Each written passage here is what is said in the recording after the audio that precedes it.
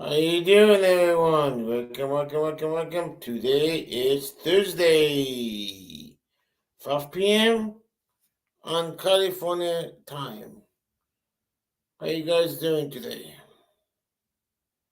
Well, I'm ready for the website before I start the videos. If it comes up or not, I'm going to text it right now.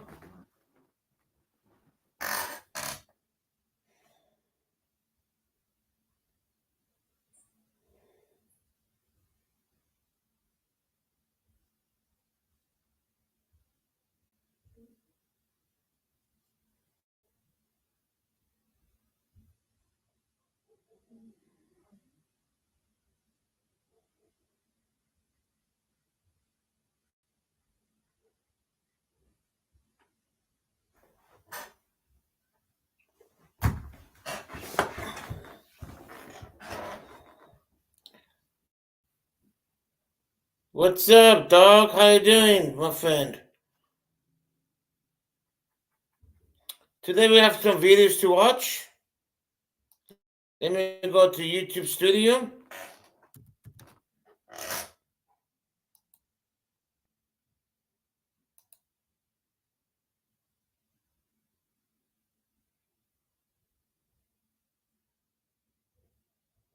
Let's see if it works on internet.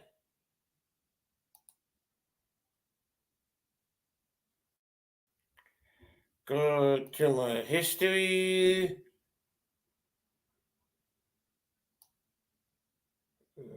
Go here.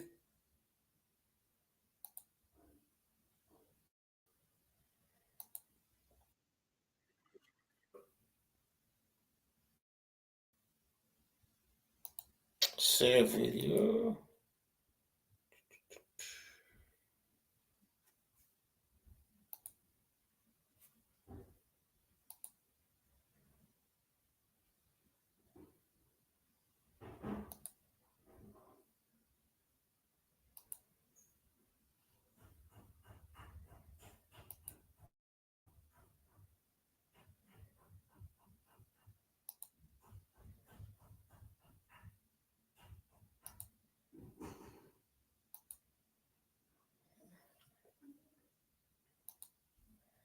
Okay.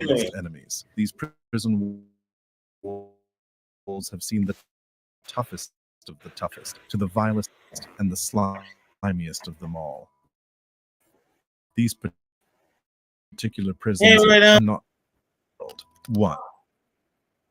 Tadmor prison, Syria, in the heart of the Syrian desert, far from the ancient ruins that made Palmyra famous, lies a place that strikes fear into the hearts of Syrians, Tadmor prison. While the world may remember Palmyra for its Greco-Roman heritage, the Arabic term Tadmor tells a chilling history of death and despair. Initially constructed by the French in the 1930s, and the rule of law, Tadmor became a symbol of oppression and fear. Led by the Muslim Brotherhood and other secular parties, activists sought a voice against the iron grip of the Assad regime. The situation of the government was swift and brutal. Thousands of supporters from various political backgrounds were rounded up, sent to Tadmor, and subjected to unspeakable horrors. Many faced summary execution or met their end at the hands of sadistic torture. For some, a few years in this living nightmare was considered a stroke. How about now?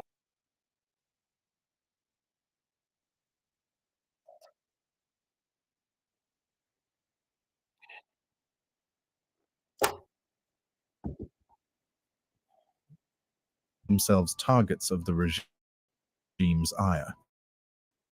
Thousands were swept up. Their voices silenced. The lucky ones counted their days.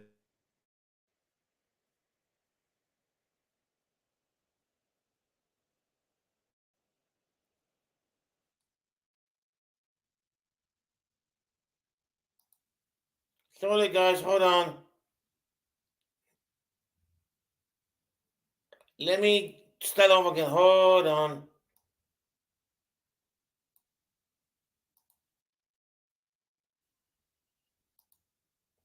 Let me try it one more time. Hold on.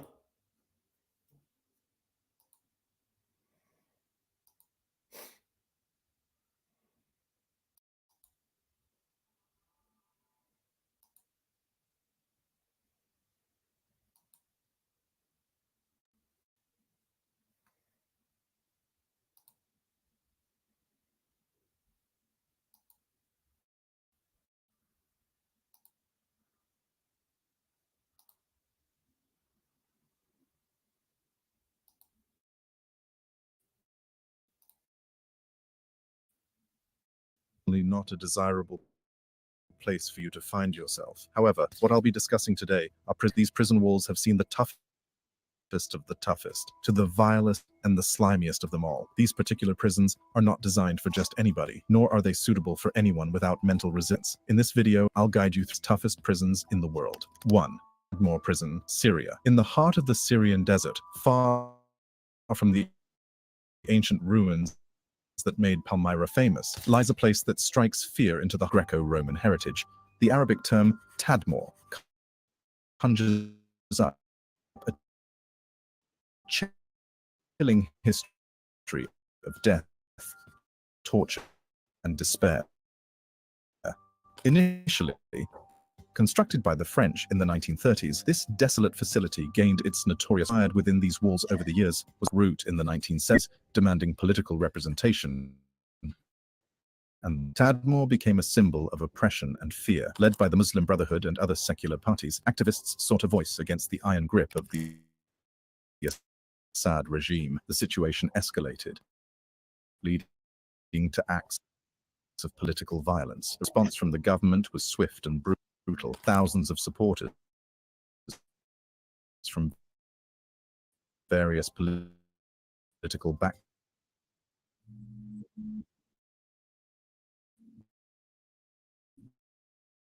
subjected to unspeakable horrors. Many faced summary execution or met their end at the hands of some considered a stroke luck. Others endured unimaginable for decades. Palestinian rights unfair to call it a prison.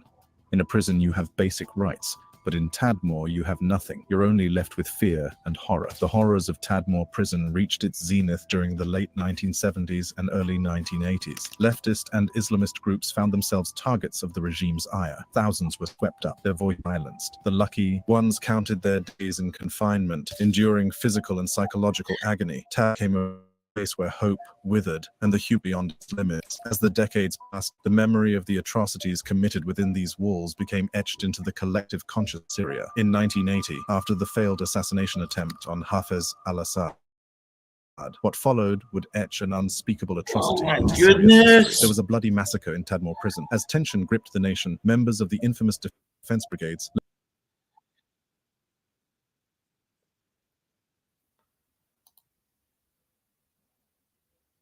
Ah, good. West is back.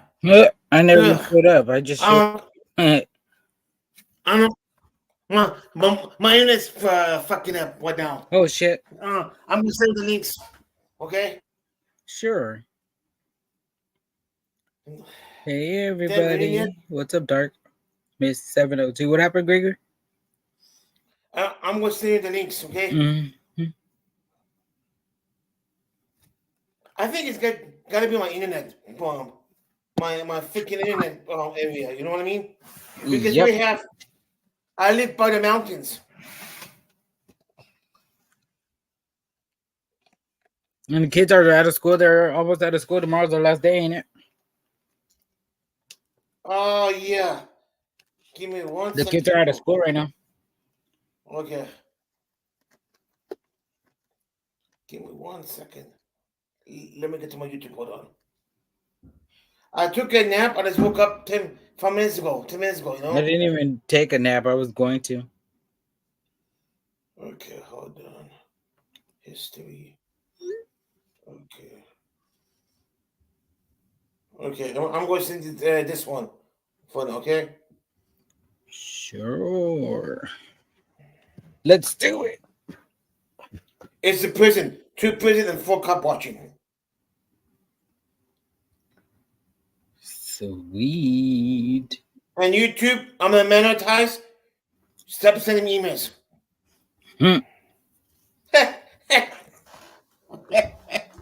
Okay, I sent it to you already. Just one? Yeah, for now, yes.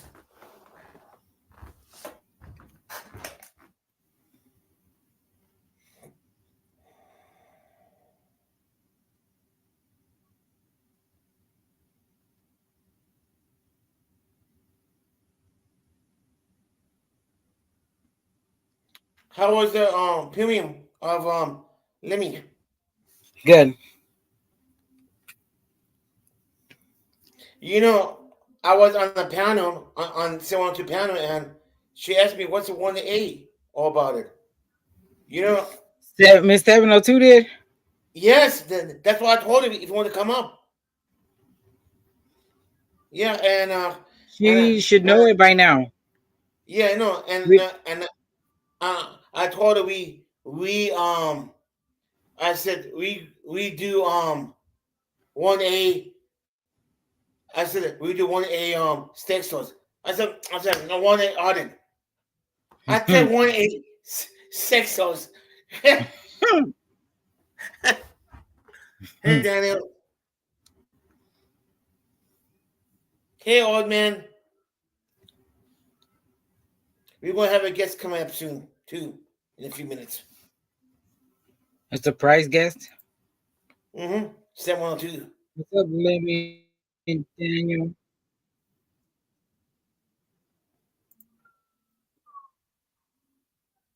Good, okay. It's all Lemmy fault.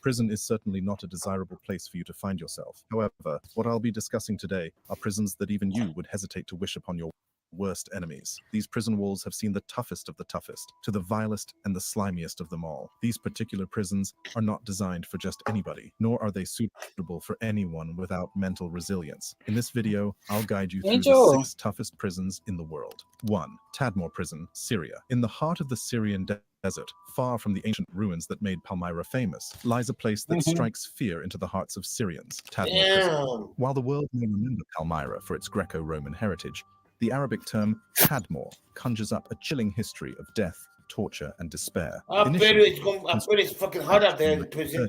Shit, it's fucking outside. Gained its notorious reputation during the 30-year rule. That's like the 10th city in Arizona. What transpired within exactly. over the years was a haunting tale of brutality and human suffering. As an opposition movement took root in the 1970s, demanding political representation and the rule of law, Tadmor became a symbol of oppression and fear. Led by the Muslim Brotherhood and other secular parties, activists sought a voice against the iron grip of the Assad regime. The situation escalated, leading to acts of political violence. The response from the government was swift and brutal. Thousands of supporters from various political backgrounds were rounded up, sent to Tadmor, and subjected to unspeakable horrors. Many faced summary execution or met their end at the hands of sadistic torture. For some, a few years in this living nightmare was considered a stroke of luck. Others endured unimaginable suffering for decades. Palestinian writer Salameh Kaileh, who spent 2 harrowing years within these walls, described the experience as beyond comprehension. Accused of opposing the goals of the ruling Ba'ath Party, he survived the torment that drove many to the brink. According to him,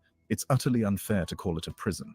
In a prison you have basic rights, but in Tadmor you have nothing. You're only left with fear and horror. The horrors of Tadmor prison reached its zenith during the late 1970s and early 1980s. Leftist and Islamist groups found themselves targets of the regime's ire. Thousands were swept up, their voices silenced. The lucky ones counted their days in confinement, enduring physical and psychological agony. Tadmor became a place where hope withered, and the human spirit was tested beyond its limits. As the decades passed, the memory of the atrocities committed within these walls became etched into the collective consciousness of Syria. In 1980, after the failed assassination attempt on Hafez al-Assad, what followed would etch an unspeakable atrocity into Syria's history. There was a bloody massacre in Tadmor prison. As tension gripped the nation, members of the infamous defense brigades, led by Hafez al-Assad's brother Rifat, descended upon Tadmor. Soldiers, armed with machine guns, moved from cell to cell, leaving a trail of death and despair in their wake. It is still unclear the exact number of lives taken, but according to a 2001 Amnesty International report, as many as 500 to 1,000 souls were killed in a matter of minutes. Most were members or suspected supporters of the Muslim Brotherhood, caught in the crosshairs of a brutal regime. The prison itself, constructed in the panopticon style, bore witness to unimaginable horrors. A circular design where prisoners were constantly under the watchful gaze of guards. The prison had 7 courtyards, dozens of dormitories, and smaller cells. In the words of former inmate Salame Kaile, windows were covered with barbed wire, reminding prisoners that they were watching their every move. On your first day in Tadmor, you were welcomed by a barbaric torture called the reception party. Oh, The chilling wow. memories of this reception party Jesus. still haunt the After survivors. the prison was overcrowded now, carrying the weight of look at unspeakable this. It's like the sardines. suffering. Former inmates recounted that when they arrived, they had been pulled off buses, whipped mercilessly, and subjected to a harrowing initiation. In the words of one detainee, the experience was a brutal barrage of pain. The warders pulled us off the bus, whipping us mercilessly and brutally until we were all out. The military police searched our clothes, and one by one we were put into the tire, forced to get inside a car tire. And each person was beaten between 200 and 400 times on his feet. As days turned into months, the torment continued. Inmates were subjected to humiliation, whipping, and relentless beatings. Life within these walls held no value. The guards wielded their power without restraint. The twisted creativity of the guards knew no bounds. In their quest for sadistic satisfaction, they devised unimaginable methods of torture, inflicting pain just for the sake of it. Inmates were forced to perform degrading acts with no escape from the darkness that enveloped them. Kayleigh said, jailers were given an open license to do anything, even to kill. Your life was simply worth nothing. Tadmor is a kingdom of death and madness. The fact that such place existed is a shame, not only on Syrians, but on all humanity, according to another prisoner, Bayraktar. There was one instance where a night guard out of boredom ordered a man to move all the slippers in the dormitory. There were about 100 of them, but he had to move them with his mouth. He had to continue to do that all night. When the Islamic State took hold of the prison, they revealed images of its grim interior to the world to show the horrors that were locked within. The conditions of the prison were so bad that even the Islamic State had to destroy it in May 2015 after they captured it. 2. Black Dolphin Prison, Russia. The only way a prisoner could live in Black Dolphin is in a body bag, in the heart of Russia, where even the most notorious prisons pale in comparison, lies an institution shrouded in darkness, the high-security Black Dolphin Prison. Here, a chilling collection of inmates, including serial killers, cannibals, and terrorists, reside under constant surveillance. This grim facility is home to around 700 individuals, who together bear the weight of an unimaginable tally. These men are approximately responsible for the loss of 3,500 lives. Within these walls, the time-old philosophical question of who a man is called into question, as Lieutenant Denis Avsyuk, the overseer of this prison, describes. To call them people, it makes your tongue bend back just to say it. Here, life is stripped of value. Inmates are closely monitored, and their every move is scrutinized. Wow. The prisoners are blindfolded when coming into prison, so they cannot use their sight to map the place, or even have an idea of where they are. Even within the prisons, their penchant for violence is not forgotten. The list of crimes that brought these individuals to Black Dolphin is a terrifying one. Murder, mania, terrorism, and unthinkable atrocities that defy comprehension. The walls of Black Dolphin Prison enclose a darkness that spans the boundaries of the human psyche, where the very notion of what it means to be human becomes distorted behind the steel bars and concrete. Walls. The remnants of these lives bear witness to the most disturbing corners of human behavior. Located near the Kazakhstan border, the prison's informal name, a somber moniker born from the statue that adorns its entrance, evokes a sense of dread, a place that has become synonymous with despair and hopelessness. Crafted by the hands of the prisoners themselves, this sculpture stands as a grim testament to the lives ensnared within these walls, where escape seems an impossible feat. According to one of the prison lieutenants, the only way to escape is by dying, as Black Dolphin inmates are imprisoned for life. The prison is so tight on lock and key that no one has ever escaped. The weight of 24-hour surveillance, the grip of steel doors, and the confines of shared cells within cells. Here, every aspect of the prisoner's life is under control. Inmates live in perpetual watchfulness. Every 15 minutes, there is a guard making rounds in the prison. Before an inmate can leave a cell, they will be forced to be bent at the waist, their vision limited. They walk in a state of submission, denied knowledge of their surroundings. This tactic was designed to stifle rebellion or even any chance of escaping or attacking a guard. Blindfolded as they step into the world outside their cells, the inmates cannot see anything, so escape is but a distant dream. Within these walls, control and isolation are the prevailing doctrines. There are no prison yards, so for prisoners to exercise, they'll be taken to another cell, and during that time, the cells of the inmates will then be checked for contraband.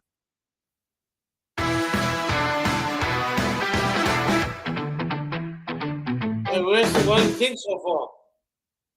In the absence of camaraderie and a cafeteria, mealtimes are also solitary moments with a ration of. Very interesting. I would not want to be in their country. I know. You see, after United States prisons is worse, look at the countries. Right. Well, I'm glad I don't do stuff like that to get in those kind of situations, but still. Mix. It's 10. It's mixed video. It's 10 words per year. My God. Ooh. I'll bet you a lot of people from USA who's go jail over there in Western, that won't last long. You know? Oh no. No. Definitely won't last. No. Oh my God. Oh. Even the hardest, baddest person would never last. Oh no, not even freaking a week, you know?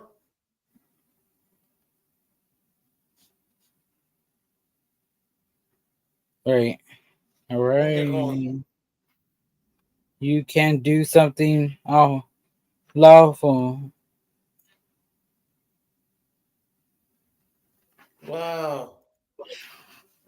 Of soup and bread consumed alone. While in prison, you can only use books, newspapers, and radio as your companions. In this place, every step is a reminder of captivity. A procession down a corridor lined with locked doors. There is a dog barking incessantly. The march into the prison is a march of submission. Nikolai Ostankov, one of the inmates of Black Dolphin, speaks. His voice speaks of resignation, a survival strategy that avoids the abyss of constant contemplation. If you constantly think about how you are here, what is waiting for you, that you won't ever get free, that you are left here alone, you simply won't make it, he said. Ostankov and his mate are both woken up at 6 a.m. and are not allowed to even sit on their beds for the next 16 hours. He said, you're constantly being filmed in your cell. You're being watched around the clock. There are light and motion detectors. Plus, every 15 minutes, a guard goes through the cells, so you must constantly be attentive. One other inmate is here for something more barbaric, cannibalism. He is considered one of the most notorious criminals in the prison. He is doing time for cannibalism when he killed a man in a drunken fight, then took him to his bathroom and chopped him up. Nikolaev said, what was I to do? I dragged him to the bathroom, undressed him, and started cutting him apart. I cut off his head, arms, legs, and all of a sudden something kind of struck me, and I thought I would try him. I cut off a piece of meat of his thigh and boiled it. I tried it, I didn't like it, so I chopped it up. I know, tell about it. I gave some meat to one of my friends. He took it home and gave it to his wife. She made dumplings with it. She had some herself and fed it to her children. I said it was kangaroo. We don't have kangaroos around here. They didn't know what it was. 3. ADX Florence Supermax Prison, United States. Then going to the United States, we behold the ADMAX Florence United States Penitentiary, commonly known as ADX Florence. This is a prison that strikes fear into even the most hardened criminals. It stands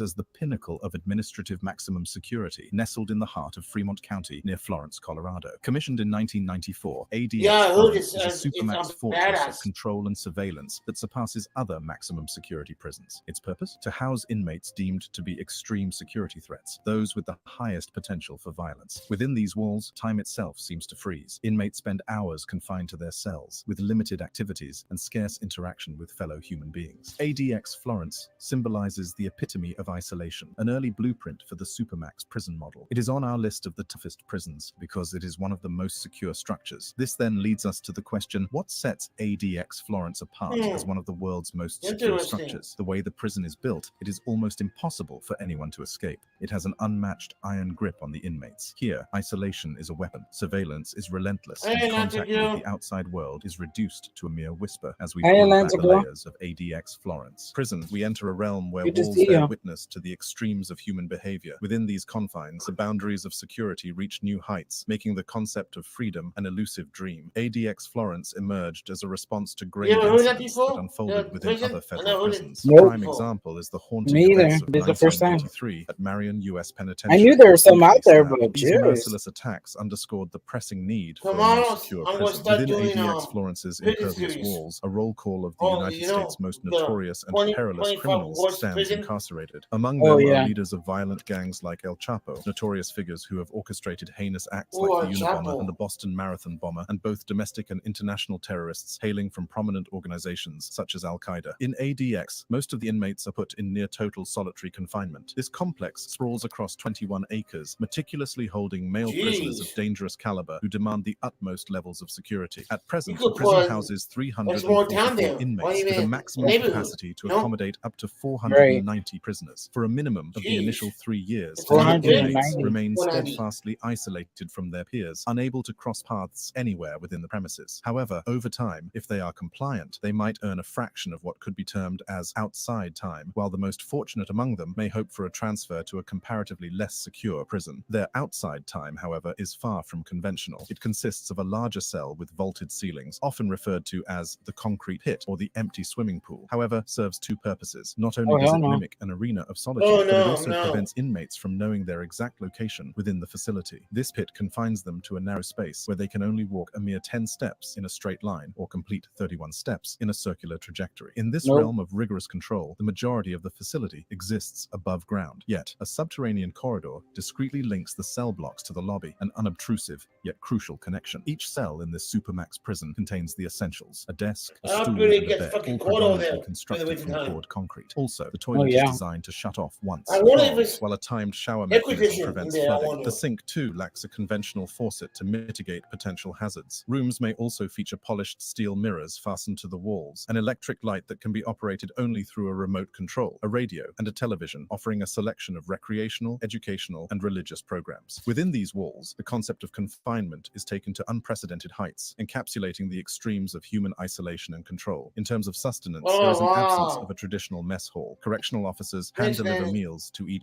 inmate. ADX Florence Prison adheres to a 3-year progression program. During the first year, inmates are in their cells for 23 hours. Over time, this isolation is gradually punctuated with social 1 year interactions for among fellow 23.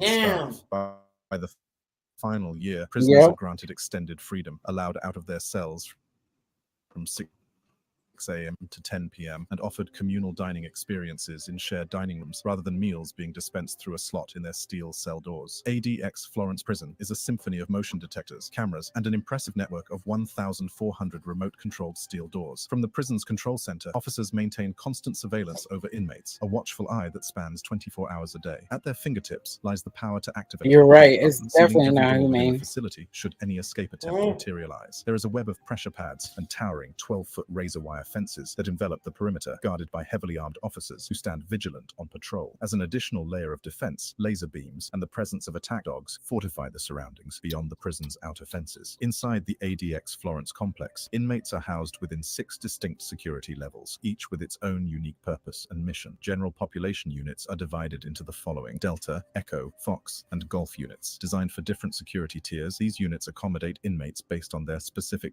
threat levels. The Special Housing Unit is reserved for inmates who require heightened levels of isolation. Special Security Unit houses members of designated terror groups as determined by the Department of Justice or inmates subject to special administrative measures. The Control Unit is where inmates who have engaged in serious conduct violations or acts of violence in other institutions are confined. It also houses high-ranking members of organizations considered threats, such as prison gangs. Then the intermediate or transitional units serve as a bridge for inmates moving between different security levels. Then finally, Range 13, which is a distinctive 4-cell wing within the Special Housing Unit that offers the highest level of control within ADX Florence. 4. La Santé Prison, France. Now this prison is known for its high rate of violence and riots. Built upon the site of a former coal market, La Santé emerged from the ashes of the Madelonettes convent and had transformed into a prison during the French Revolution. Before that, it stood as the Maison de la Santé, ordered by Anne of Austria, later transferred to the Sainte Anne Hospital Center. The year 1899 witnessed the dawn of a new era as convicts from the demolished Grande Roquette prison found their way to La Santé. With its capacity growing from 500 to 1,000 cells, the prison expanded its footprint, becoming a fortress for confinement. Prisoners are divided into 14 divisions. La Santé's walls shadowed the lives of its occupants. The cells, measuring 4 meters in length, 2.5 meters in width, and 3 meters in height, confined their destinies. The prison used to house a guillotine, a grim symbol of justice, standing at the crossroads of Rue de la Santé and Boulevard Arago. In this spot, Georges Duchemin, who had killed his mother met his fate in 1909. It was one of the first executions in a decade during that time. The walls witnessed life's extremes, from the 1932 reprieve of Eugene Boyer to the 1940 executions of the Vauqueré brothers. Dark days during the German occupation saw not only common criminals, but also the sacrifice of 18 resistance fighters and communists. In the wake of reform and revelations, the prison found itself under scrutiny. Véronique Vasseur's exposé in 2000 stirred the public conscience, shedding light on the prison's dire conditions. In just a matter of days after her appointment to work at the prison, Dr. Vasseur encountered the unthinkable. Inmates driven to despair, swallowing poison, forks, and corrosive chemicals. The darkness that pervaded these cells seemed boundless. There were rampant skin diseases due to limited showers, and scorching temperatures exceeding 100 degrees in overcrowded cells meant for 4 inmates. Battled rats that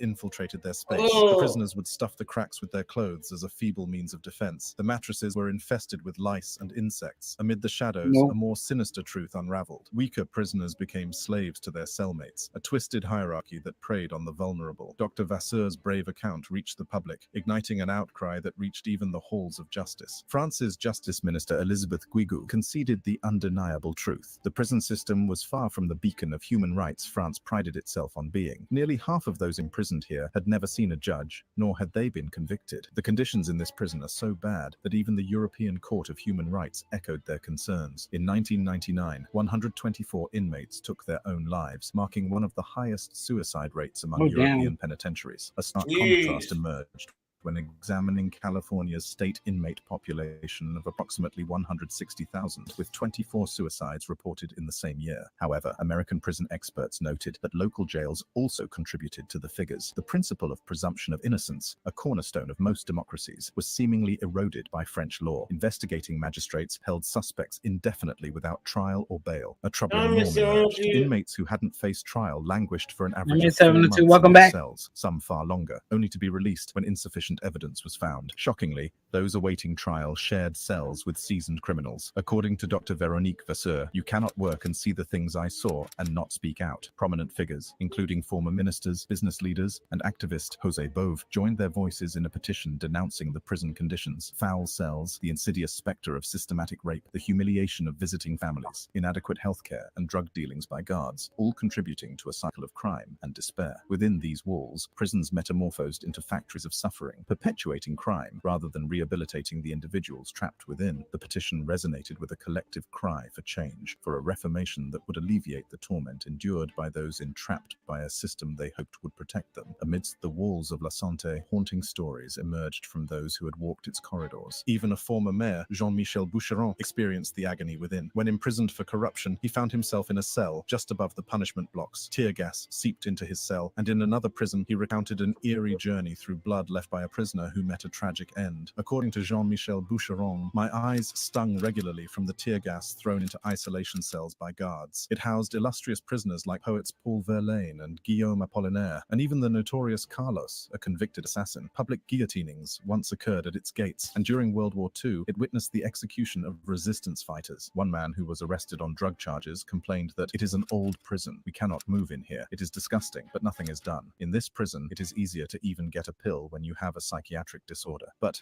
if you need a dentist or you are in pain, forget it. You wait a month. One of Vasseur's reports was filled with abuse. One day, she discovered a few prisoners with skin diseases gotten from eating rotten food. Diseases like that had not been seen since World War II. On another day, she watched 8 guards holding down an inmate to give him a shot. He hurt a few of the guards, and they sent him to a punishment block where he was found 15 days later, dehydrated with no water in his cell. One time, guards systematically put inmates with lung diseases in cells close to the laundry room, with humid walls that aggravate their conditions. Some guards even force prisoners to have sex with them, and on one occasion, a 21-year-old was put in a cell with 2 older and hardened criminals who raped him on the first night. 5. Guantanamo Bay Detention Camp, Cuba. Since its inception in 2002, under the administration of U.S. President George W. Bush, the camp has been shrouded in debate. Born in the pinnacle of the war on terror after the harrowing.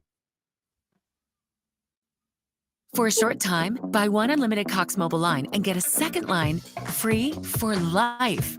When you sign up for Cox Internet, your second mobile line is on us, free for life. This offer won't last long. Sign up today.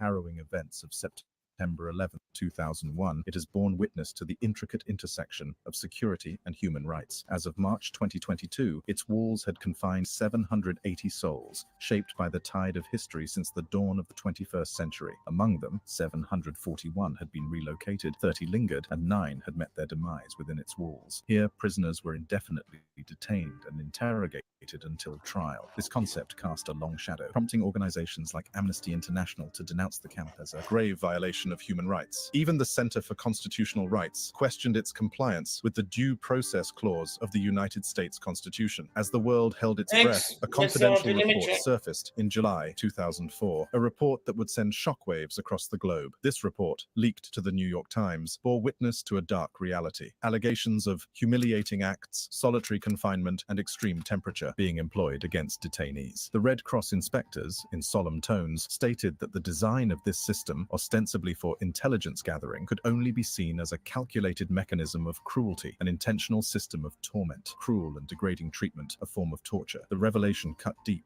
laying bare the dark underbelly of interrogation practices. The world learned of exposures to ear-splitting noise, chilling extremes of temperature, and physical beatings. An internal memo leaked from the US administration on the 30th of November 2004 further corroborated these harrowing accounts. According to a New York Times opinion article dated the 21st of June 2005, an FBI agent on the 29th of July 2004 reported a disturbing scene. On a couple of occasions, I entered interview rooms to find a detainee chained hand and foot in a fetal position to the floor, with no chair, food, or water. Most times, they had urinated or defecated on themselves and had been left there for 24 hours or more. The investigation, led by Air Force Lieutenant General Randall Schmidt into FBI accounts of abuse of Guantanamo prisoners by Defense Department personnel, concluded that a Saudi detainee named Mohammed al-Qahtani, referred to as the 20th hijacker, had been subjected to abusive and degrading treatment through the cumulative effect of creative, persistent, and lengthy interrogations. Schmidt also noted that the techniques used were authorized by the Pentagon. Numerous released prisoners have voiced their grievances about enduring brutalities during their time in Camp Delta. These include beatings, sleep deprivation, prolonged constraint in painful positions, extended periods of hooding, cultural and sexual humiliation, forced enemas, as well as other instances of physical and psychological mistreatment. In 2004, Army Specialist Sean Baker, who had posed as a prisoner for training exercises at the camp, was subjected to such severe beating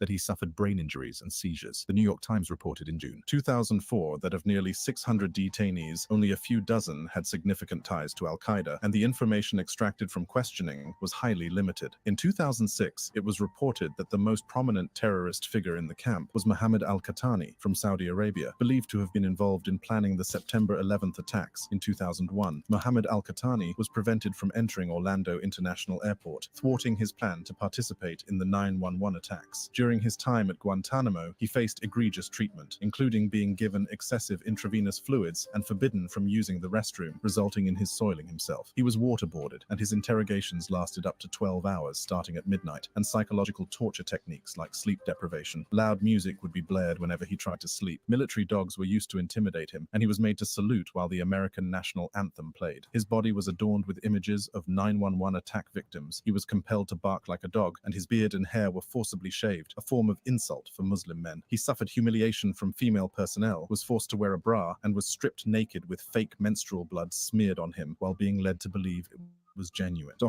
Documentation of some of these abuses emerged in 2005 through the partial publication of the interrogation log of al-Qahtani, also known as Detainee 063, in the book Whose God Rules by David McColgan, a defense attorney for Guantanamo detainees. A disturbing incident was described involving a female interrogator who pretended to be menstruating, showing a detainee a hand covered in red liquid resembling menstrual blood. This traumatic act was intended to prevent the detainee from praying and led to emotional distress and attempts at self-harm. Detainees also reported instances of Quran desecration and endured riots and mass suicide attempts in response. A leaked FBI email published by the BBC in December 2003 revealed that Defense Department interrogators at Guantanamo had posed as FBI agents while employing torture techniques on a detainee. In June 2005, Vice President Dick Cheney defended the treatment of prisoners at Guantanamo in an interview with CNN's Wolf Blitzer. Cheney claimed that the U.S. treated detainees better than any other nation, highlighting their living conditions and access to necessities. But the conditions were so bad in these prisons that former President Jimmy Carter criticized the methods used to extract confessions in an opinion piece for the New York Times on the 24th of June 2012. He denounced the repeated waterboarding and intimidation tactics employed on detainees, highlighting that these actions were often justified under the banner of national security. 6. Bang Kwang, Bangkok. Located on the outskirts of Bangkok, Thailand, Bang Kwang Central Prison stands as one of the harshest penal institutions globally, distinguished by its uniquely severe conditions. Conceived by King Rama V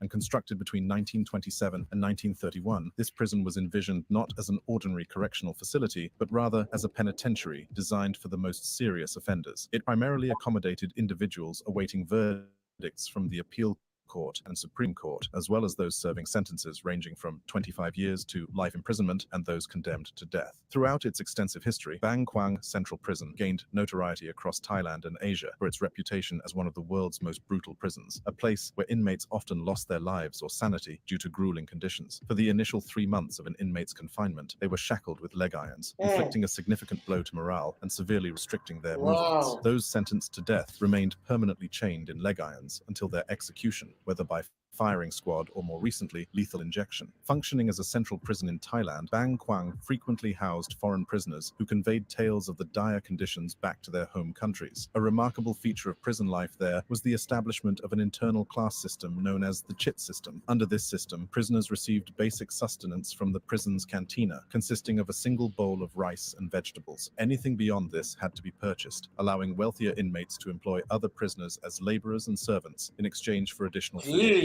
In recent times, this practice prompted foreign prisoners to initiate charity efforts aimed at securing funds for better sustenance. Throughout its existence, Bang Kwang Central Prison has gained infamy for its oppressive environment and the intricate dynamics of its internal society, leaving an indelible mark on the history of penal institutions worldwide. Located in Nonthaburi Province, Thailand, along the Chao Phraya River, approximately 11 kilometers north of Bangkok, Bang Kwang Central Prison is a prominent men's correctional facility overseen by the Department of Corrections. Notably, Bang Kwang serves as the designated location for the male death row and houses Thailand's execution chamber. In 2018, the prison's population comprised around 6,000 inmates. Bang Kwang Central Prison is known for accommodating numerous foreign inmates and is recognized as a strict correctional facility responsible for housing prisoners with death sentences and lengthy convictions. During the initial 3 months of their sentences, all prisoners are mandated to wear leg irons. Someone needs to customize and save hundreds with Liberty Mutual. Terrible. Wait, there's an elevator? Only pay for what you need. Liberty, liberty, liberty, liberty. What's the name of the ostrich? Good morning, Atlas. Time to wake up. In the past, death row inmates had their leg irons permanently affixed through welding. However, this practice ceased in 2013. Former inmate and drug courier Warren Fellows, in his book The Damage Done, recounts that the prison earned the nickname Big Tiger from locals due to its reputation for being fierce and consuming. Fellow inmate Paul Hayward also experienced a portion of his sentence within its walls. Bang Kwang Central Prison serves as the primary location for housing men on death row in Thailand, along with being home to the country's execution chamber. Additionally, other provincial prisons house death row inmates, both male and female. As of March 2018, the nationwide count of individuals. That's crazy, right? It is crazy. It is crazy, my God. Damn. What would you do? What would you do if you had to go to some country like that? Kill myself. I don't know. I'm not going. I don't know. I don't, to be honest with you, Individuals on death row was 510 in what 1995. would you do? I wouldn't go. If you have no choice. Then I guess I'm killing myself, huh? Uh, I mean, Man. I technically wouldn't kill myself, but I guess I'll figure out how to not get in trouble. Exactly. What would you do 702 if you go in prison? What would you do? Would you cry for Jay? Jay, help me. She's gonna kick your butt. I'm talking Seminole too. She's gonna kick your butt. I know she is.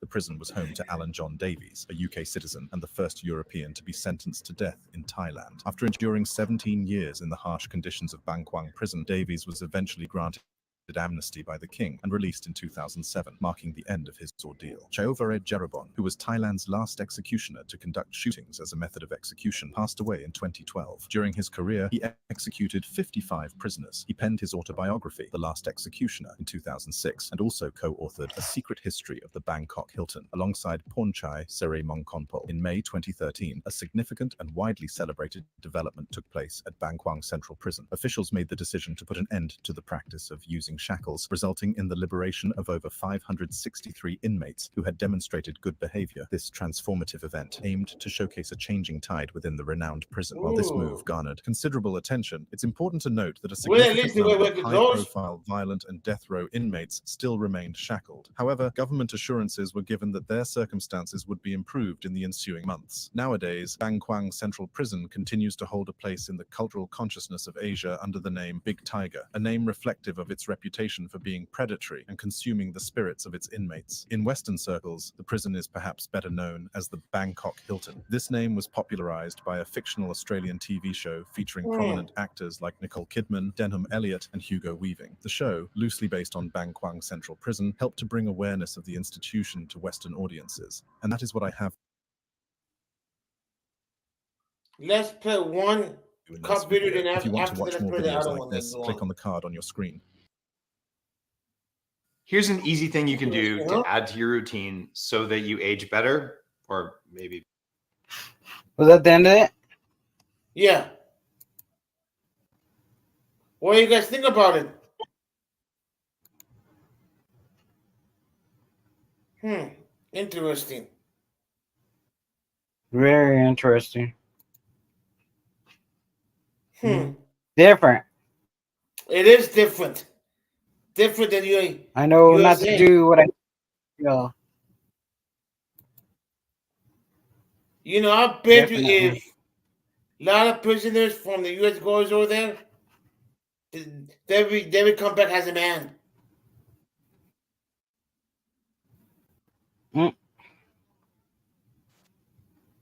Yeah, you think so?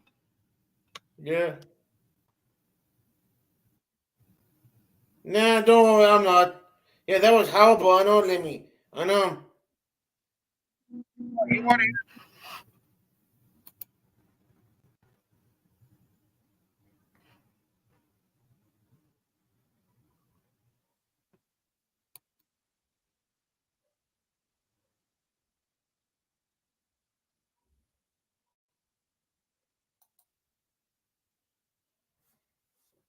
Good, I'm glad.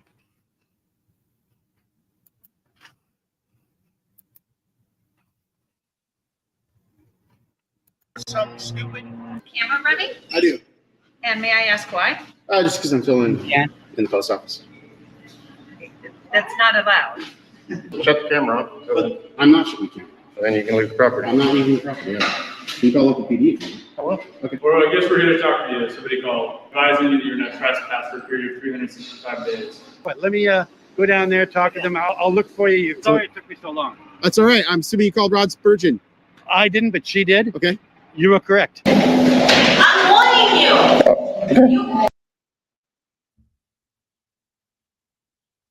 What happened?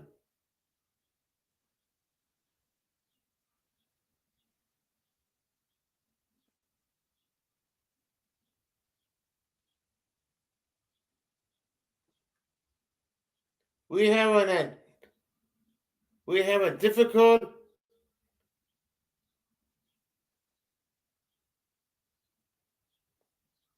We have difficult.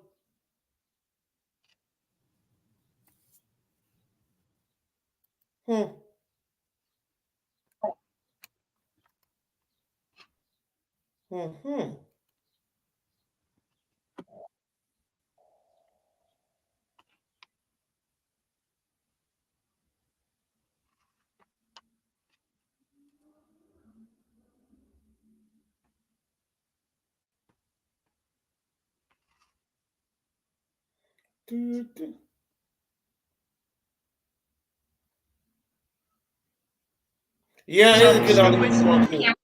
Do. And may I ask why? Just because I'm filling in the post office.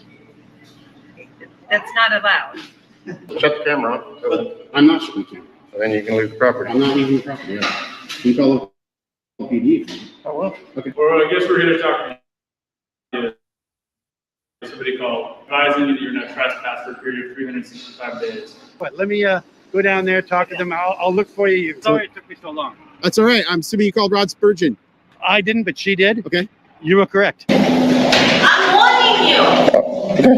You didn't even ask me. You cannot just take a picture. You bet. Are you an auditor? Am I what? An auditor? An auditor. Like a journalist? You can't do this. You don't even ask me the permission to take my picture. Oh, okay. I wanted to know if you're here because they had concerns about the filming in the post office. Yeah, that's exactly what they had concerns over. What? You don't have no permission for her to take a picture, you know? Stupid. You don't have no permission. Right. You don't understand if they got 50 cameras on the post office, you know? Stupid. You got a permission. You got a permission. I hate that, you know? Damn freaking 4-eyed son of a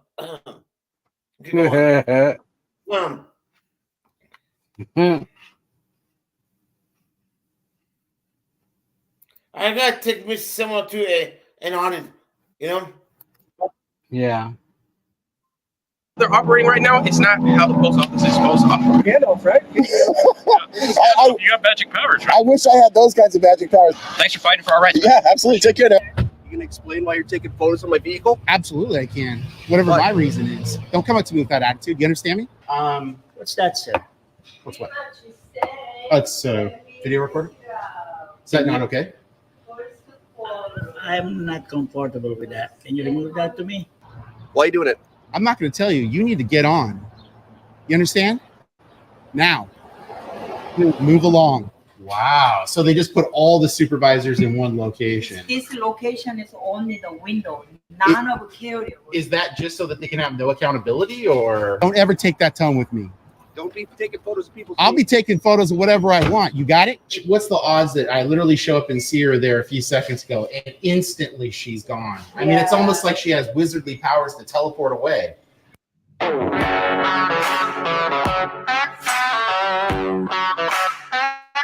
I never watched this video. First time. I checked the video.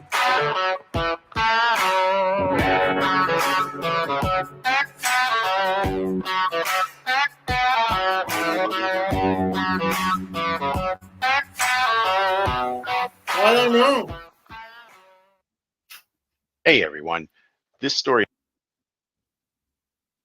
Building your online business?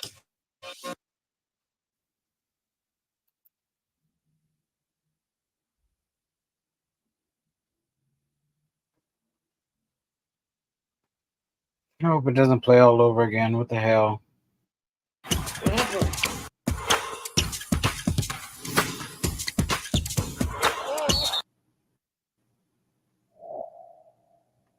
It is? What happened to the other one? I don't know.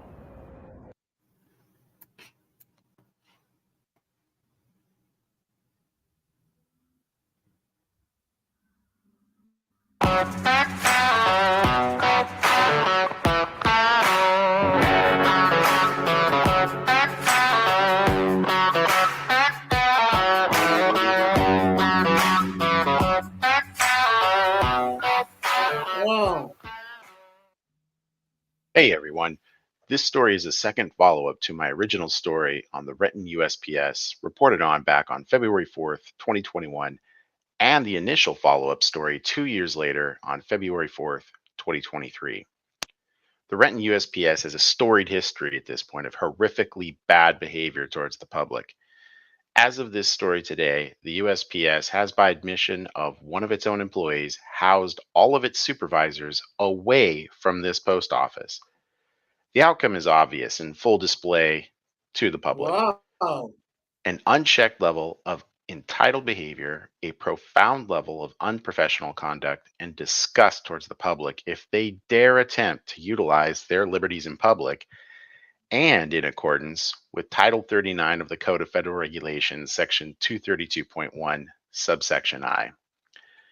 The USPS is unwilling to recant on its terrible behavior.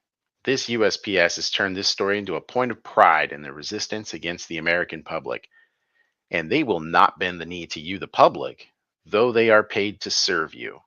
I highly recommend watching the original and follow-up stories. I'll also be providing the trailers from the original and initial follow-up for you all to catch up on in this story today. This is the USPS telling we the people how they will provide service to us, and there are no consequences to them for such bad behavior. Hey everyone, I am free. It's May 17th, 2024. I'm in the city of Renton, King County, Washington State. I'm heading on over there to the USPS here in Renton. I've had a original visit, which you may remember involved Sergeant Skelton, one of the best police officers on earth, and a follow-up, which involved just as much craziness with the employees of the USPS. So I'm going back for a follow-up to see if anything has changed, maybe a new postmaster, see if they've gotten the memo. And by the memo, I mean poster 7. I've noticed over time a growing amount of requests for me to explain what is presented in the emails, citations, screenshots, etc., when provided to you all for consumption in the pop-ups and the stories that I present. I'm doing that here, and I'd like to have you all comment if you prefer this approach in addition to the posting of the material. So please put this under your tongue to rise up whenever you want today. I will reveal something almost no man knows it exists, and the ones who know never share the secret with anyone. Go to your kitchen and follow this 15-second blood flow hack. Please do let me know if you like this approach. I'll also follow up with a survey on the channel as well. Poster 7 is an excerpt of Title 39, Chapter 232, Section 1 of the Code of Federal Regulations. That excerpt, and of course the code, explains what is permissible conduct on postal property. This includes taking photographs for news, advertising, and commercial purposes, where, when, etc. It specifically allows for the video and audio recording as well as photographs to be taken while on property. This is why, for example, Sergeant Skelton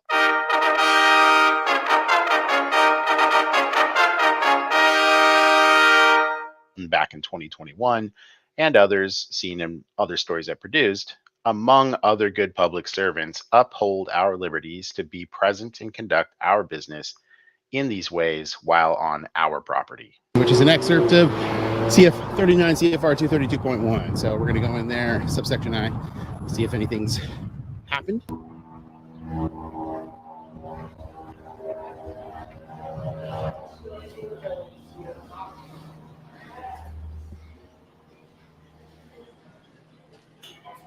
Hello. How can I help you? Looking to see if the postmaster's here. She doesn't work here. She doesn't?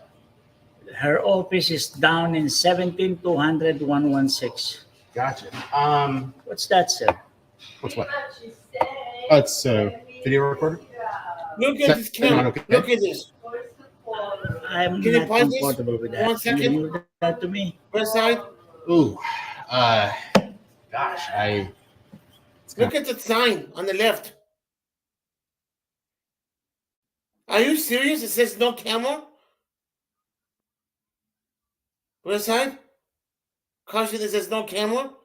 Oh my God. It does say no camera.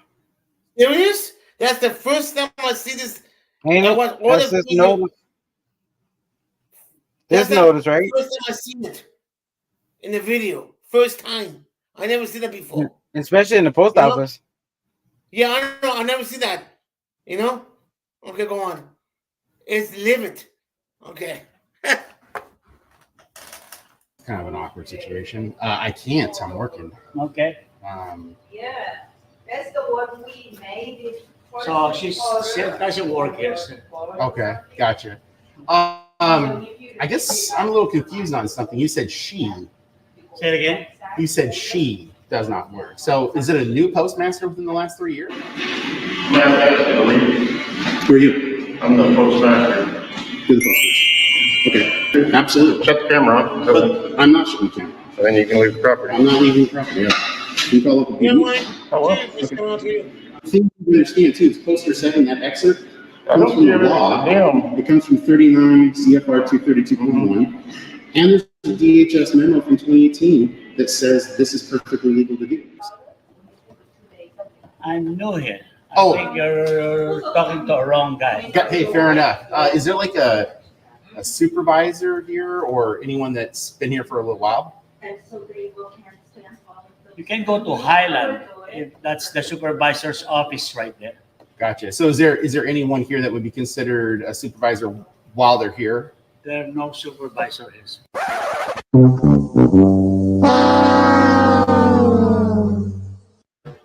There's no supervisors. No one. Okay.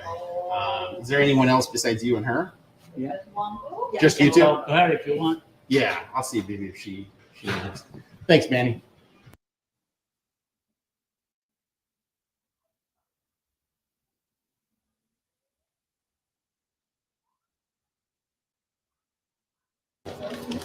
Hi, how are I am you? looking to see. I don't remember the lady's name, but the blonde lady that works back there, is she available?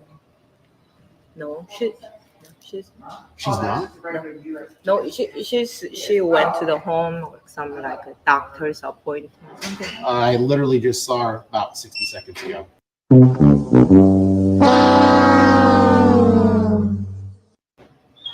She was right over there in the hallway. She was helping me. The And the blonde lady, because we have other supervisor coming. Yeah. Why? May I ask something? Yeah, I gotta ask her a question. You have someone ask a question? Yeah, I got a question for her. Okay, 1 second.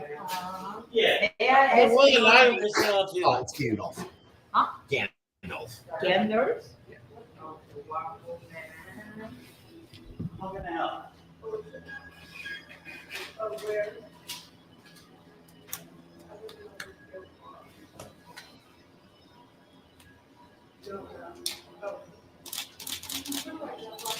I can take that. So label? Yes.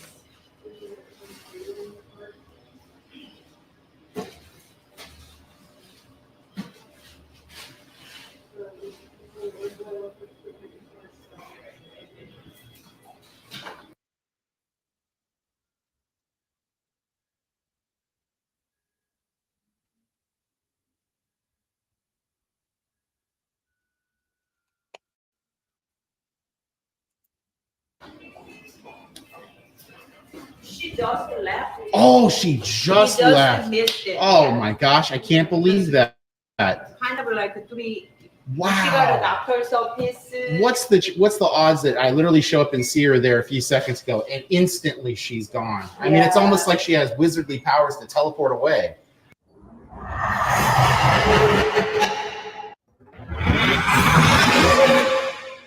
That's amazing.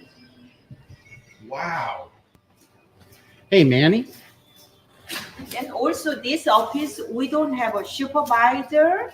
Wow. So if you want something ask, Gotcha. go to the other station. Gotcha. 4 supervisors available. Wow. So they just put all the supervisors in one location. This location is only the window, none of carrier. Is that just so that they can have no accountability or what? I do not. You don't know? Yeah, I bet you don't because all the supervisors are gone. Hey, Manny. I'm busy, sir. Oh, all right. Yeah, I need some help, man. Isn't that what you do as a public servant? Sorry about that, sir. Oh, you can't help? You're not a public servant anymore?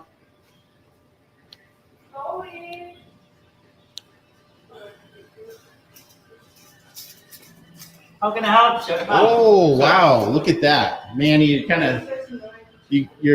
of going a little far afield of what you're supposed to be doing or not doing, Manny. Come on. What are you doing? I just need help. You don't need to behave like that. Wow. This post office has absolutely not learned anything. In fact, what this is all about, as you can see, is that original video where the postmaster was here. You see? This is the cameraman sitting on to, you know?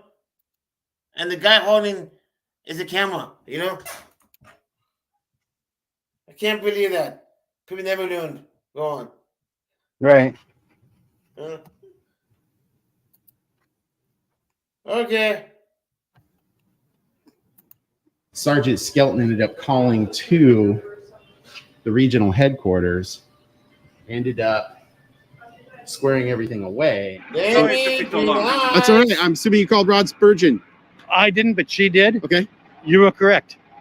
Oh, Yep. oh, you All right. did. So here's what I told her. I had a long conversation with her, and I wanted to make sure everything was right. And the postmaster and the blonde lady were absolutely destroyed. Yes, whatever your name is, Mr. Nice Guy, you are not trespassed. I'll make sure that trespass goes away. Awesome. Okay, cool. Everybody apologizes. The police department apologizes. It's all right. Hey, we solved the problem. I'm not looking to escalate. I know you're not. You want to go in with me? Let's go. That He just wants to say just a couple things, nice things. everything's good to go now? Yes, apparently. Okay. I appreciate it. Thank you. And we spoke, so thank you very much. And now it's just an issue of if you come in for help, they're not going to provide it because they decide who they're going to provide service to and who they're not going to provide service to because there's no supervisors here. And the fact that that lady just said that there's 4 supervisors at the other office and there's none here, and this is where all the problems are, that tells you a lot. Hey, any chance that the blonde lady showed right back up instantly? I told you. Uh-huh. She went to the. I am not a comfortable. What if you are comfortable? Take up the hat, take up the sunglasses, mask. Why are you doing that? Man, we wore masks for like I'm 3 years. What are you doing? No, nobody. Look at that. Man, Why are you doing do, that? do I have to be a part of the tribe? Is that the only way you get service around here? I'm busy with the customer. Hi, you got it? Absolutely crazy, ma'am. Absolutely crazy. Oh, she did the video in Friday. Logic. So, any chance you could maybe call one of those supervisors and have them come over here, ma'am? No. No. You're gonna pay, then they're gonna come. The phones are broken. When it's not broke, I didn't say that. Well, I'm just asking if maybe that was the. Please, I am busy. Please leave it. Well, okay? ma'am, I'm trying to get help. Okay, I mean that's literally what you get paid to do. Wow. Wow. So this is the situation, guys. You can see this postal worker right here refuses to provide assistance. She makes claims that there's 4 supervisors at the other location and refuses to call one, have one come over, provide assistance. This is about them going out of their way to not provide service. Man, you should be doing better, okay? This is 3 years this has been going on. You guys need to do a better job, okay? Go ahead. Yeah.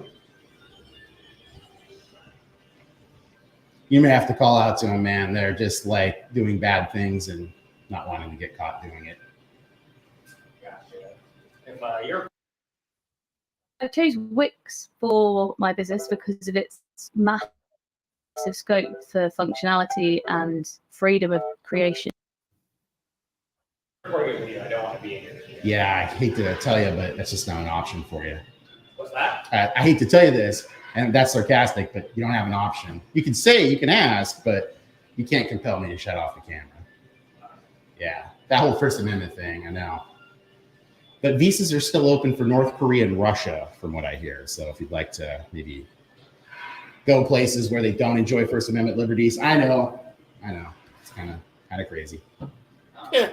Yeah, that whole free press, free speech thing, it's a lot of freedom. Some people can't handle it. Wow, look at that. This is how awful they are here.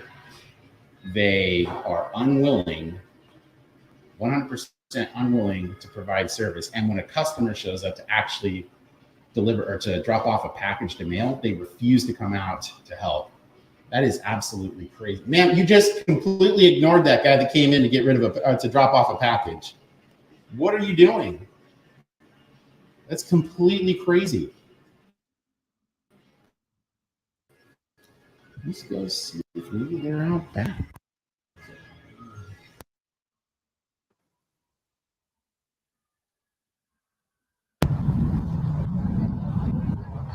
Wow.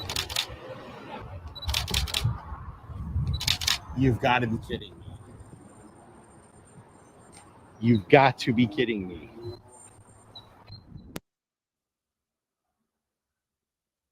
She's here. There's two females in there. And I think the blonde, I think I'm not 100%. I'm just saying, if I was going to pick between the blonde lady and the Asian lady as to being who's Karen based on this, I'm going to go with the blonde lady.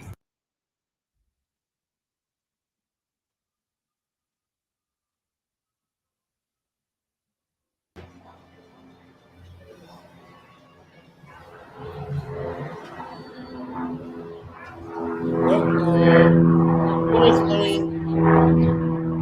Let's say 102. Toba's coming.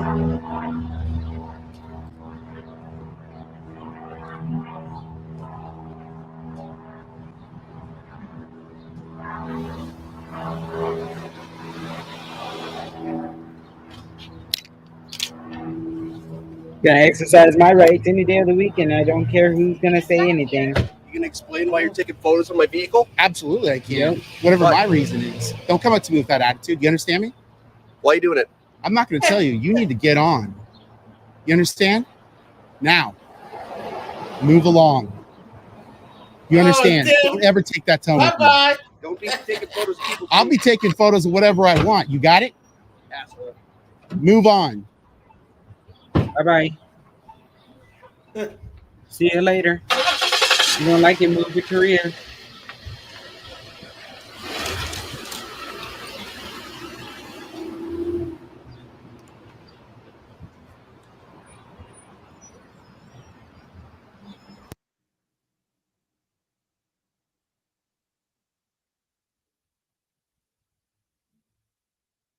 Thank you.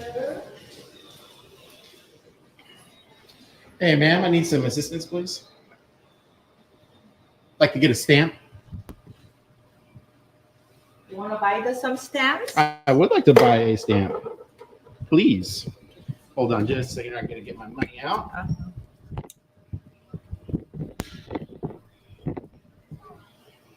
You're gonna print my picture without my permission? What? Isn't that illegal? I don't know. You don't know? Who know? I don't know. What? How many you need this stamp? You have a camera up there. You see? What's your name? You have a camera on the wall. Gander? Yes, behind Yep, it. right there. Gander. press Can I badge. take a picture? No, I just showed it to you. You don't need to have a picture of that. So how many stamps? One Just stamp one. or two stamps? Just one stamp would be Just great. one stamp? Yeah, thank you. Really appreciate it.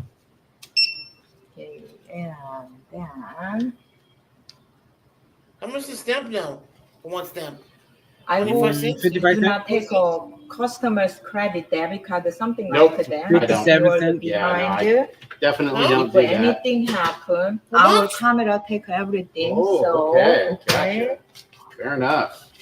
I am forewarned. because you've been behind our customer Yep. credit debit activity. You're right. You're right. So I have, but I haven't captured any of it. well, who can trust you? Oh, 432. whoa. Why would you say that? Because Why would you say that's very rude? You basically just accused me of being a thief. here is the resident. Wow. Thank you. That's how you guys behave? You Because it's accuse customers of being thieves? We are helping the customer nice and kindly, but you are also the unusual. Ma'am, there's a litany of issues here, and I think you're well aware of that fact. You're one of those issues. Ma'am, I had a question about that that stamp purchase. Was that, you said Karen left earlier, right? I didn't say the name. We don't have a Karen here. Oh, really? Well, I think there's a car illegally parked out in the parking lot then in the employee area. I just wanted to give you a heads up on that.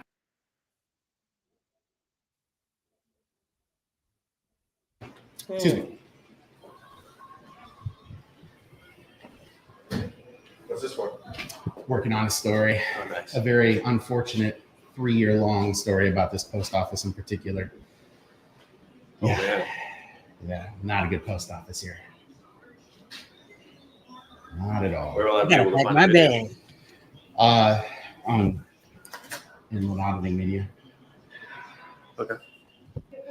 So now tell me the story, please. Yeah, I can tell you the story. Actually, it's pretty crazy. And I said, I own this property. It's mine. So yours, hers, and everyone else's, right? It's our post office. Taxpayer. So he says, I'm calling the cops. So the cops called up. The first 2 cops, idiots, just absolute, should never be police officers, kind of police officers. So they trespassed. So I walked down to the police department, and the best police officer on earth, Sergeant Skelton, from the Renton City Police Department, 45 years on the police department. I think I was like 2 when he joined, right?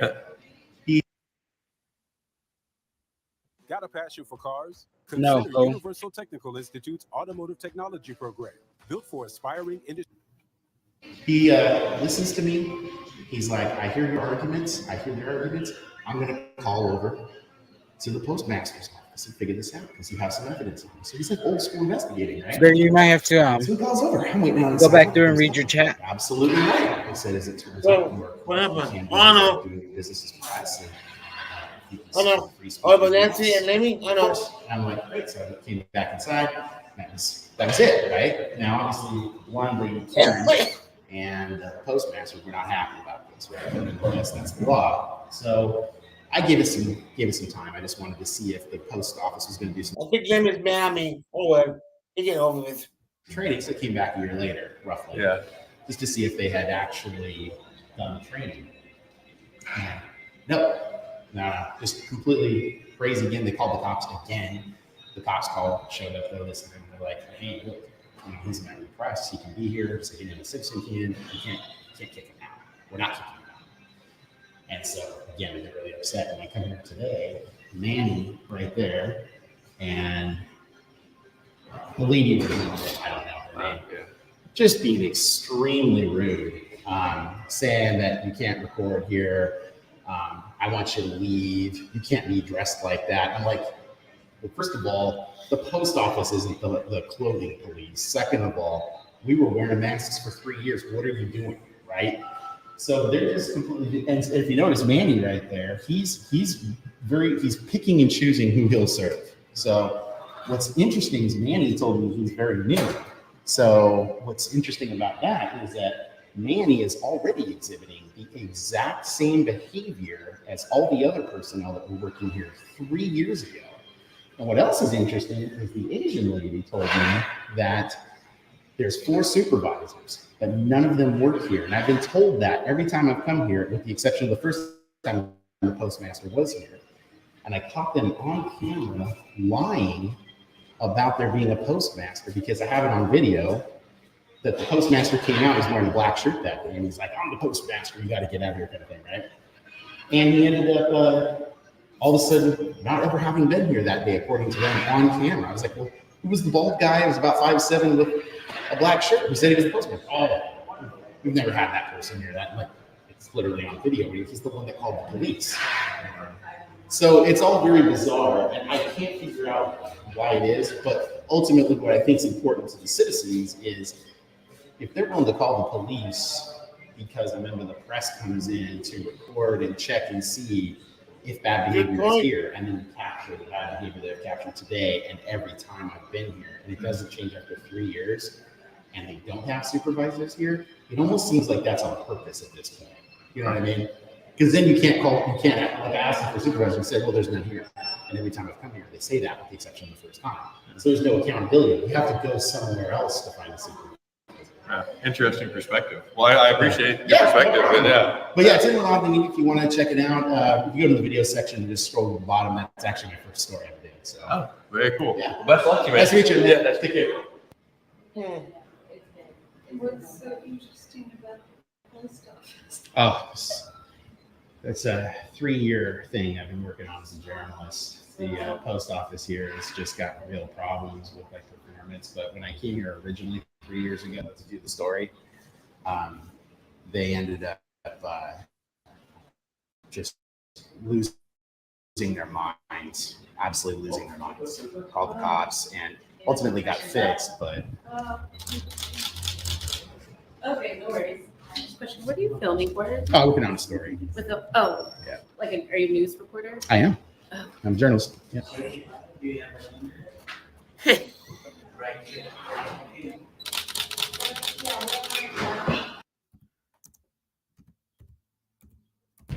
Hey, Manny, do you have any comment about how long you've been working here and what training you've had regarding this story? Sir, I'm sorry. I'm busy.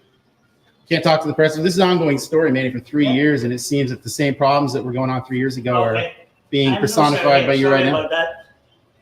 Is the post office actually sorry about that? I mean, the original problems that brought me here as a journalist 3 years ago were that people were having a lot of mail loss. They weren't getting good customer service. And from what I've been seeing today, the post office is still meeting those low standards. Have you been recently trained, Manny?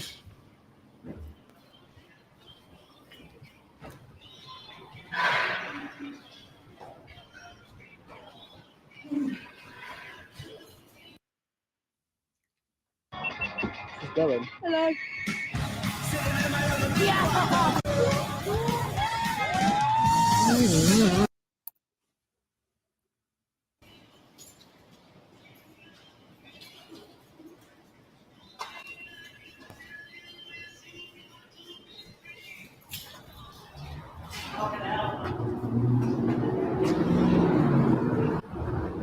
Well, as you can see there, everyone, this problem has persisted for 3 years. It looks like it's not actually going to get fixed. Right in there, Manny said that he's brand new to the post office. Oh, actually, that's not true. He said he is new to the post office. He's a new employee, but that that was all the information I could get out of Manny about the situation. So the other lady that was there, I think she's been there for a couple of years, and that has at least the behavior she's showing. I think I've seen her once or twice before. I think the behavior she's showing is absolutely in line with the behavior I was seeing from the others, with the exception of, actually, no, not with the exception of them. They're all basically behaving the exact same way. So in this instance, I have to say, I mean, this is just, it looks like it's not going to get fixed. It looks like they're not taking it seriously. I did see a Renton City police officer pull in here a second ago. I'm going to go see if he's actually coming here for this. No, doesn't look like it. Looks like they just turned through. And I would gather that's because at this point, I've had 2 encounters with the City of Renton Police Department here. And I have to think at this point, they understand that, they have no ability to do anything here. This is an exclusive jurisdiction post office. It's not a concurrent legislative jurisdiction. I'm hungry. So they don't have the ability to enforce anything anyways. What they did that one day back in 2021 was wholly unlawful. But Sergeant Skelton squared it away, and I think that's what you should ask from a police officer, and it got squared away. So yeah, at this point, I think that's really it here for today. They clearly haven't learned their lesson. So I'm probably going to have to follow up and do another story again sometime in the future. So thanks for watching. Bye. Okay, guys. Going to end this. Go get some food to eat. Guys, well, thank you for coming. When are you going to Vegas? Tomorrow or Saturday? Tomorrow morning. Oh, tomorrow morning. Okay. Then I see you Monday then. Or Sunday night. When it come back Sunday night? Late? I don't know. Okay. You guys, you take it easy. You have a nice time in Vegas. Thank you. Later, everybody. Yeah, don't forget to fill the comments. Bye-bye.